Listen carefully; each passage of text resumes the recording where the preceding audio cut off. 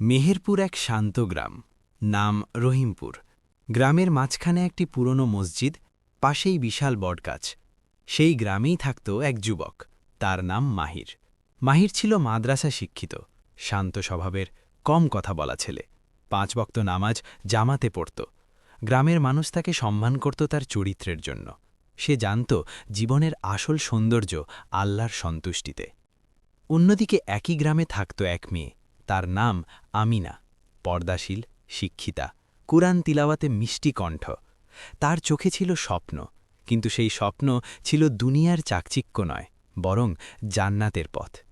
প্রথম দেখা, কিন্তু দূরত্ব বজায়। একদিন জুমার নামাজ শেষে মাহির মসজিদের বাইরে দাঁড়িয়েছিল। তখনই আমিনা তার ছোট ভাইকে নিয়ে পাশ দিয়ে যাচ্ছিল। মুহূর্তের জন্য চোখ পড়ল, তারপরই দুজনেই চোখ নিচু করে নিল। না কোনো হাসি, না কোনো কথা, না কোনো অশ্লীলতা, কিন্তু সেই এক ঝলক চোখে যেন এক নীরব দোয়া জন্ম নিল।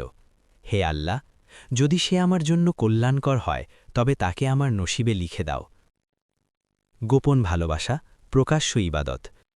মাহির কখনো আমিনার সঙ্গে কথা বলেনি। সে জানত বিয়ে ছাড়া সম্পর্ক হারাম, তাই সে নিজের অনুভূতিকে দমন করে আল্লাহর কাছে দোয়া করতে লাগল। রাতে তাহাজ্জুদে সে কাঁদত, ইয়া আল্লাহ, আমি তাকে চাই, কিন্তু আপনার বিধানের বাইরে নয়। আমিনাও একইভাবে নামাজে দোয়া করত। সে বলত, হে আল্লাহ, যদি মাহির আমার জন্য উত্তম হয়, তবে আমাদের সম্পর্ককে হালাল পথে মিলিয়ে দিন। দুজনের ভালোবাসা ছিল নিঃশব্দ, কিন্তু আল্লাহর আরশে তার শব্দ পৌঁছে গিয়েছিল। পরীক্ষার শুরু। হঠাৎ একদিন খবর এলো, আমিনার জন্য শহরের এক ধনী ব্যবসায়ীর প্রস্তাব এসেছে। পরিবারও রাজি। এই খবর শুনে মাহিরের বুক কেঁপে উঠল, কিন্তু সে কিছু বলল না। সে কারো দরজায় গেল না, শুধু সেজদায় পড়ে গেল। হে আল্লাহ, যদি এই কষ্ট আমার ইমানের পরীক্ষা হয়, আমি রাজি, কিন্তু যদি সে আমার জন্য লেখা থাকে, তাকে আমার করে দিন। ওদিকে আমিনা বিয়েতে রাজি হচ্ছিল না। সে বলল, আমি ইস্তেখারা করতে চাই। 3 রাত ইস্তেখারা করার পর তার মন অস্থির হয়ে উঠল। অদ্ভুতভাবে প্রস্তাবটি বাতিল হয়ে গেল। ব্যবসায়ীর পরিবার নিজেরাই না করে দিল। গ্রামের মানুষ অবাক, কিন্তু আল্লাহর পরিকল্পনা নিখুঁত। হালাল প্রস্তাব। কয়েকদিন পর মাহির তার মাকে বলল, আম্মা, আমি যদি বিয়ে করি, আপনি কি আমিনার বাড়িতে প্রস্তাব নিয়ে যাবেন? মা অবাক হলেও খুশি হলেন। তিনি জানতেন ছেলে চরিত্রবান। প্রস্তাব গেল। আমিনার বাবা ইস্তেখারা করলেন। সবাই দেখল মনের ভেতর শান্তি নেমে এসেছে। অবশেষে সিদ্ধান্ত হল বিয়ে হবে। বিয়ে, এক পবিত্র বন্ধন। সাদাসিদে অনুষ্ঠানে মসজিদের ইমাম কাবিন পড়ালেন। মাহির বলল, কবুল। আমিনা নরম কণ্ঠে বলল, কবুল। সেই কবুল শব্দে যেন আকাশের রহমতের দরজা খুলে গেল।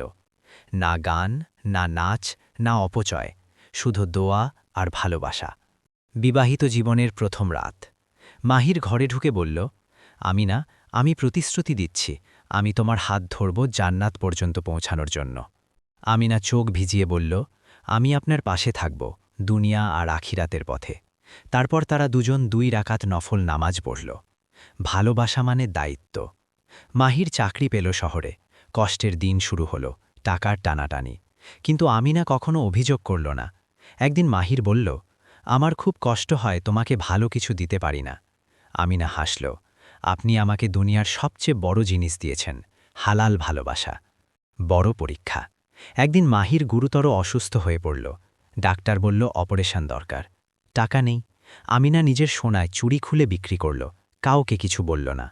মাহির সুস্থ হবার পর জানতে পারল, কেঁদে ফেলল, তুমি তোমার গয়না বিক্রি করলে? আমিনা বলল, জান্নাতের জন্য বিনিয়োগ করেছি।